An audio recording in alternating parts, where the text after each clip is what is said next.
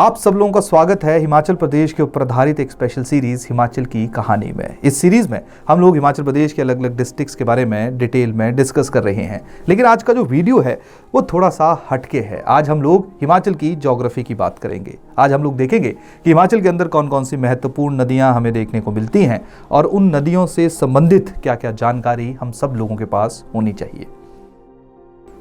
तो चलिए सबसे पहले हम लोग हिमाचल प्रदेश की सबसे महत्वपूर्ण नदी यमुना के बारे में डिस्कस करते हैं।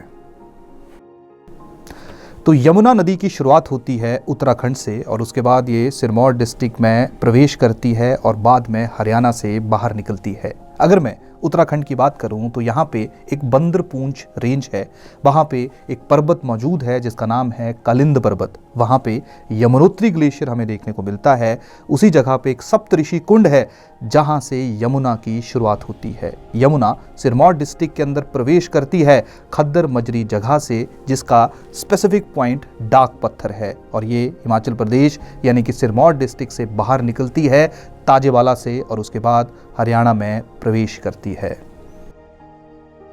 हिमाचल प्रदेश में हम लोगों को यमुना की काफ़ी सहायक नदियां यानी कि ट्रिब्यूटरीज देखने को मिलती हैं, जिनमें प्रमुख हैं टॉन्स, गिरी और बता रिवर। सबसे पहले हम लोग बात करते हैं यमुना की सबसे बड़ी ट्रिब्यूटरी जिसका नाम है टॉन्स रिवर। अगर हम लोग टॉन्स रिवर की बात करें तो टॉन्स रिवर की फॉर्मेशन होती है किन्नौर, जो कि हिमाचल प्रदेश के अंदर है, और उत्तराखंड की पहाड़ियों से। किन्नौर से रुपिन नामक स्ट्रीम का ओरिजिन होता है और उत्तराखंड की पहाड़ियों से सुपिन नामक स्ट्रीम का ओरिजिन होता है। ये दोनों स्ट्रीम्स उत्तराखंड के अंदर ही मौजूद नैटवाड़ नामक जगह के ऊपर मिलती हैं और उसके बाद टॉन्स रिवर की फॉर्मेशन होती है। टॉन्स रिवर कुछ समय के लिए सिरमौर में एंटर करने के बाद सिरमौर से बाहर निकलती है, फिर उत्तराखंड में प्रवेश करती है और वहाँ पे एक जगह है जिसका नाम है कलसी, जहाँ पे अपनी मेन नदी, मेन रिवर यमुना के साथ मिलती है। तो चलिए सबसे पहले हम लोग टॉन्स रिवर की सबसे महत्वपूर्ण सहायक नदी जिसकी ओरिजिनेशन चंद्रनाहन चांसल चोटी से होती है उसके बारे में डिस्कस करते हैं। इस नदी का नाम है पब्बर। पब्बर नदी हम लोगों को उत्तराखंड के अंदर मौजूद त्यूणी नामक जगह के ऊपर अपनी मेन नदी टॉन्स से मिलती हुई देखने को मिलती है। अगर हम लोग पब्बर की सहायक नदियों की बात करें तो सबसे पहली और महत्वपूर्ण सहायक नदी का नाम है आंध्रा रिवर, जो राइट हैंड साइड पे पब्बर नदी से मिलती है। अगर हम लोग आंध्रा नदी की बात करेंगे तो इसकी शुरुआत होती है चिरगांव नामक जगह से, जो शिमला डिस्ट्रिक्ट के अंदर मौजूद है। इसके बाद पब्बर की दूसरी सहायक नदी का नाम है पत्सरी। पत्सरी की शुरुआत होती है खड़ा पत्थर, जो शिमला डिस्ट्रिक्ट के अंदर ही मौजूद है। इसके अलावा तीसरी महत्वपूर्ण नदी जो पब्बर नदी में मिलती है उसका नाम है बिशुप्ती। इसके अलावा अगर हम लोग टॉन्स नदी की और दो सहायक नदियों की बात करें तो उनमें एक है मिनास रिवर और दूसरी का नाम है सूर्यमुखी। अब हम लोग बात करते हैं यमुना की दूसरी सबसे महत्वपूर्ण सहायक नदी जिसका नाम है गिरी। गिरी नदी की शुरुआत होती है कुपर पीक से, जो हम लोगों को जुब्बड़ के करीब देखने को मिलती है। गिरी नदी सबसे पहले शिमला डिस्ट्रिक्ट से होती हुई सोलन से गुजरती है और उसके बाद सिरमौर डिस्ट्रिक्ट को दो इक्वल पार्ट्स में डिवाइड करती है, जिसमें एक हिस्से को सिसगिरी और दूसरे को ट्रांसगिरी के नाम से जाना जाता है। अगर हम लोग गिरी नदी की सबसे महत्वपूर्ण सहायक नदी की बात करें तो उसका नाम है अश्नी रिवर। अश्नी रिवर शिमला से ओरिजिनेट होती है और उसके बाद सोलन में एंट्री करती है और बाद में सोलन के अंदर ही मौजूद एक जगह जिसका नाम साधुपुल है, वहाँ पे गिरी नदी के साथ मिलती है। गिरी नदी की अगर दूसरी सहायक नदी की बात की जाए तो उसका नाम है जलाल रिवर। इसकी ओरिजिनेशन होती है धरती रेंजेस से। अब हम लोग बात करते हैं यमुना की तीसरी महत्वपूर्ण नदी जिसका नाम है बता रिवर। बता रिवर की शुरुआत होती है नाहन रिजिस से और बता रिवर की दो ट्रिब्यूटरीज हैं, जिसमें पहली ट्रिब्यूटरी का नाम है खरा का खाला और दूसरी ट्रिब्यूटरी का नाम है कांसर खाला, जो पोंटा वैली में अपनी मेन नदी बता के साथ मिश्रित होती हुई, मिक्स होती हुई देखने को मिलती है। इसके अलावा हम लोग एक और नदी की बात कर लेते हैं जो हालांकि यमुना नदी की ट्रिब्यूटरी तो नहीं है, लेकिन हमें सिरमौर डिस्ट्रिक्ट से क्रॉस होती हुई देखने को मिलती है। इस नदी का नाम है मारकंडा रिवर और इसकी ओरिजिनेशन होती है क्यारादुन वैली से।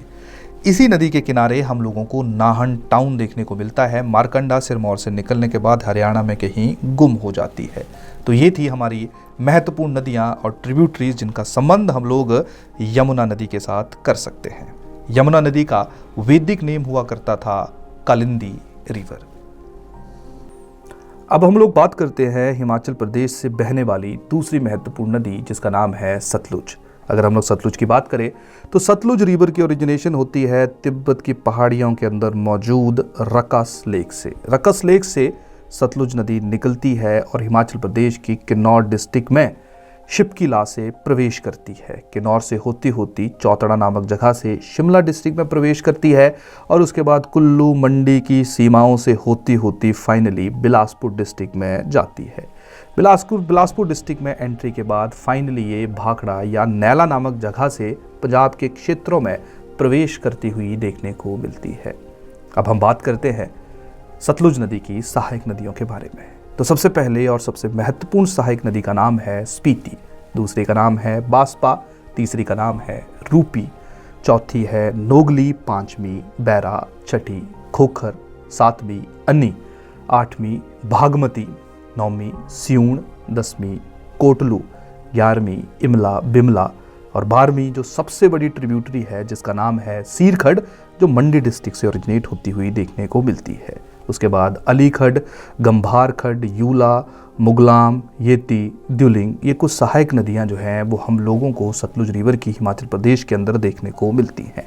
अब हम लोग बात करते हैं मैप के ऊपर, समझते हैं सतलुज की सबसे पहली और सबसे महत्वपूर्ण ट्रिब्यूटरी के बारे में जिसकी शुरुआत होती है Kunzum range, Lahaul and Spiti district से। कुंजुम रेंज से शुरुआत होती है स्पीति रिवर की और ये किन्नौर डिस्ट्रिक्ट के अंदर मौजूद खाबो या नामगिया नामक जगह के ऊपर अपनी मेन नदी सतलुज के अंदर मिलती है। अगर हम लोग स्पीति रिवर की बात करें तो स्पीति नदी को राइट हैंड और लेफ्ट हैंड साइड पे बहुत सारी सहायक नदियाँ इसके अंदर मिलती हुई हमें देखने को मिलती हैं। अगर हम लोग स्पीति की लेफ्ट हैंड साइड से मिलने वाली नदियों की बात करें तो उनमें सबसे पहले है कारवे, दूसरे नंबर पे है लवरंग, तीसरे पे है मडांग, चौथे पे गूलिंग, पांचवें पे सीलिंग और छठे पे किस। अगर हम लोग राइट हैंड साइड से मिलने वाली नदियों की बात करें तो उनमें है पिन, दूसरी है पाल्डरचुम, तीसरी च्योमो, चौथी ग्युंडी, पांचवी माने और छठी सुमरंग। तो इन नदियों के बारे में आपको थोड़ा सा आइडिया होना चाहिए। इसके अलावा हम चलते हैं किन्नौर डिस्ट्रिक्ट में।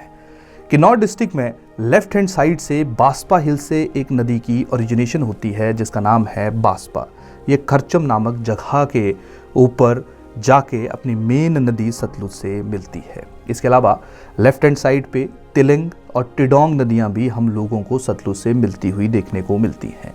इसके अलावा अगर हम लोग राइट हैंड साइड से मिलने वाली नदियों की बात करें तो उनमें सबसे पहले है चासो, फिर है केरंग, फिर रोपा, लोसर और फाइनली रूपी। अगर इसके अलावा भी किन्नौर के अंदर और नदियों की बात की जाए तो उनमें यूला, मुलगांव, येती, द्युलिंग ये वो नदियां हैं जो सतलुज की सहायक नदियां जानी जाती हैं। इसके अलावा हम लोग चलते हैं अब शिमला डिस्ट्रिक्ट के अंदर। शिमला की अगर हम बात करें तो शिमला में हमें 3 नदियां जो हैं वो सतलुज के अंदर मिलती हुई देखने को मिलती हैं जिनमें सबसे पहली है नोगली, दूसरी है बैरा और तीसरी है खोखर। इसके अलावा जो गंभार खड़ है ये भी शिमला हिल से ओरिजिनेट होती है लेकिन ये सोलन से होती होती बिलासपुर में जाके जो सतलुज नदी है उससे मिलती है। इसके अलावा कुल्लू में जो मेन नदियाँ जो सतलुज की सहायक हैं उनमें सबसे पहली है अनी और दूसरी का नाम है कुरपम। मंडी में भागमती, सियूण, इमला बिमला और कोटलू सतलुज नदी से मिलती हैं। इसके अलावा हम बात करते हैं सबसे महत्वपूर्ण नदी, सबसे बड़ी नदी जो कि हिमाचल प्रदेश के अंदर मौजूद है और वो सतलुज की ट्रिब्यूटरी है। इस नदी की शुरुआत होती है मंडी डिस्ट्रिक्ट से और इसका नाम है सीरखड़। सीरखड़ की 3 सहायक नदियां हैं जिनमें सबसे पहले है मुंडखर, दूसरी है शुक्र, तीसरी है सरयाड़ी। अगर हम लोग शुक्र और सरयाड़ी की बात करें तो ये दोनों की दोनों नदियां जो हैं ये बलगार नामक जगह के ऊपर सीरखड़ से मिलती हैं। ये जो शुक्र खड्ड है, सरयाड़ी खड्ड है, ये बेसिकली आप लोगों को हमीरपुर से होती होती जो है वो सतलुज नदी के अंदर मिलती हुई देखने को मिलती है। इसके अलावा जब सतलुज नदी बिलासपुर से निकलती है तो यहीं पे ही हम सब लोगों को पता है कि यहाँ पे गोविंद सागर झील जो है वो सतलुज के पानी से ही बनी है और बाद में नैड़ा नामक जगह से ये पंजाब के क्षेत्रों में प्रवेश करती हुई देखने को मिलती है। तो ये थी हमारे प्रदेश के अंदर सतलुज नदी जो बहुत महत्वपूर्ण नदियों में से एक कंसीडर की जाती है।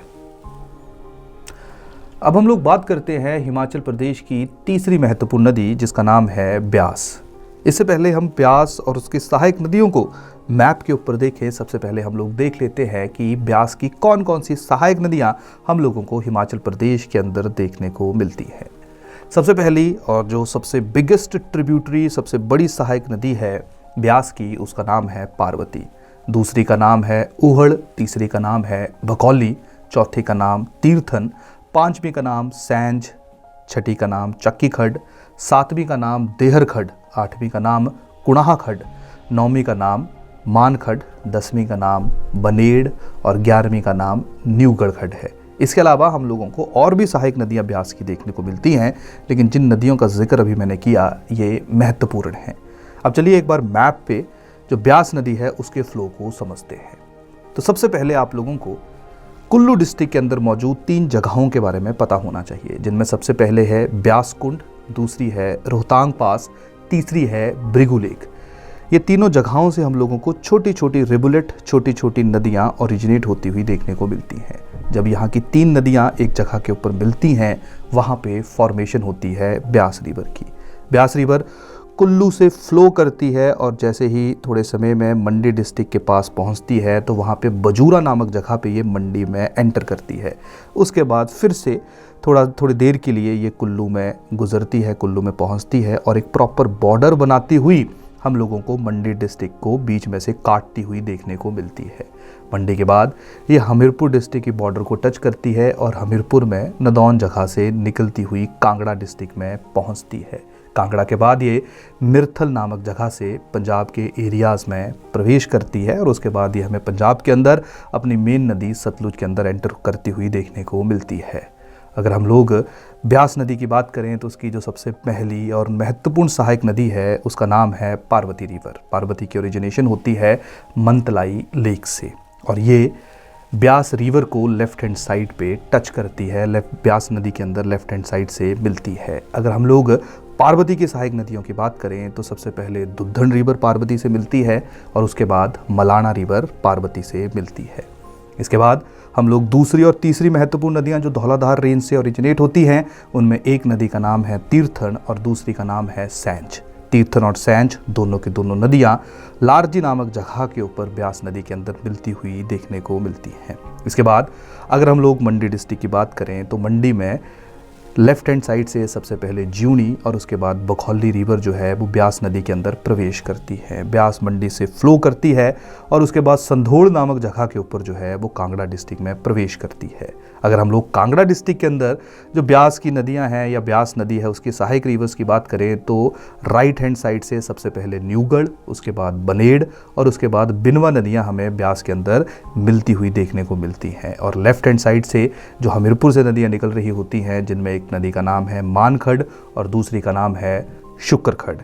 इसके अलावा जैसे ही ये कांगड़ा से निकलने लगती है तो ऑलमोस्ट पंजाब के पास 2 नदियां ब्यास नदी के पास मिलती हैं, जिनमें से एक का नाम है देहर खड्ड और दूसरी का नाम है चक्की खड्ड। तो ये सबसे महत्वपूर्ण नदियों, सबसे महत्वपूर्ण सहायक नदियों के रूप में हमें रिवर्स देखने को मिलती हैं। अगर हम लोग इसके अलावा बाकी नदियों की भी बात करें तो मंडी में हम लोगों को राइट हैंड साइड पे एक ऊहड़ नदी जो है वो ब्यास के अंदर देखने को मिलती है। इसके अलावा अगर हम मंडी डिस्ट्रिक्ट की बात करें जहाँ पे हमें ब्यास नदी की सहायक रिवर्स देखने को मिलती हैं, तो उनमें प्रमुख नदियाँ हैं सुकेती, सोन, रमौली, जंझेली, हंसा और लूनी। हालांकि ये जानकारी बहुत ज़्यादा है, लेकिन आप सब लोगों को इन नदियों के बारे में आइडिया होना चाहिए। अब हम लोग बात करते हैं हिमाचल प्रदेश की चौथी महत्वपूर्ण नदी जिसका नाम है चिनाब। चिनाब को हम लोग चंद्रभागा नदी के नाम से भी जानते हैं। अब हम लोग देखते हैं कि किस तरह से चिनाब और उसकी सहायक नदियां हम लोगों को हिमाचल प्रदेश में फ्लो होती हुई देखने को मिलती हैं। इससे पहले हम चिनाब के बारे में जानें, आप लोगों को लाहौल एंड स्पीति के अंदर मौजूद 2 लेक्स के बारे में पता होना चाहिए, जिनमें सबसे पहली लेक है सूरजताल और दूसरी का नाम है चंद्रताल। सूरजताल लेक से ओरिजिनेशन होती है भागा रिवर की और चंद्रताल से ओरिजिनेशन होती है चंद्र रिवर की। ये दोनों नदियाँ लाहौल एंड स्पीति के अंदर ही मौजूद एक जगह जिसका नाम तांडी है, वहाँ पे मिलती हैं और उसके बाद ये शेप लेती हैं चंद्रभागा रिवर के रूप में। फिर ये लाहौल एंड स्पीति से होती होती चंबा से गुजरती हैं और बाद में चंबा के अंदर मौजूद पद्दर वैली से जम्मू एंड कश्मीर में प्रवेश करती हैं। अगर हम लोग चिनाब नदी की सहायक नदियों की बात करें तो इनमें सबसे महत्वपूर्ण सहायक नदी का नाम है मियार नाला, जो उदयपुर नामक जगह के ऊपर राइट हैंड साइड से चिनाब यानी कि चंद्रभागा नदी के अंदर मिलता है। उसके बाद दूसरी महत्वपूर्ण नदी का नाम है सैचुर नाला, जो पांगी नामक जगह के ऊपर अपनी मेन नदी के साथ मिलता है। और तीसरा जिसका नाम है संगनी नाला, जब चिनाब नदी हिमाचल प्रदेश को छोड़ रही होती है उससे कुछ समय पहले ही ये चिनाब के अंदर प्रवेश करता है। तो ये था हमारा चिनाब के बारे में महत्वपूर्ण जानकारी। होपफुली आप लोगों को ये पूरी कहानी समझ आई होगी। अब हम लोग बात करते हैं हिमाचल प्रदेश की अंतिम सबसे महत्वपूर्ण नदी जिसका नाम है रावी। अगर हम लोग रावी की बात करें तो रावी के लिए आपको 2 डिस्ट्रिक्ट्स के बारे में पता होना ज़रूरी है, जिसमें सबसे पहली डिस्ट्रिक्ट का नाम है कांगड़ा और दूसरी का नाम है चंबा। इन्हीं दोनों डिस्ट्रिक्ट से ये नदी फ्लो करती है और जो चंबा टाउन है वो हम लोगों को रावी नदी के राइट हैंड साइड पे देखने को मिलता है। इससे पहले हम लोग रावी नदी और उसकी सहायक नदियों के फ्लो को समझें, सबसे पहले हम लोग देख लेते हैं कि रावी नदी की कौन कौन सी सहायक नदियाँ हमें देखने को मिलती हैं।